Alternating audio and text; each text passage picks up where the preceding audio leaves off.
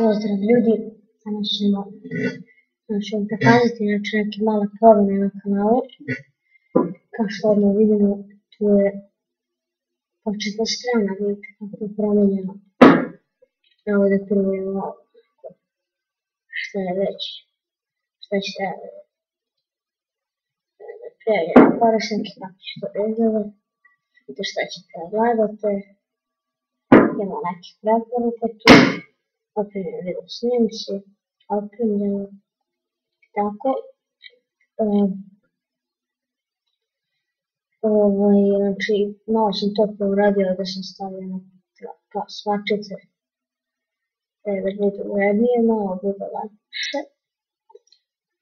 I to još da kažem, bit će tu još bolje, napravit ću neke još playliste i to.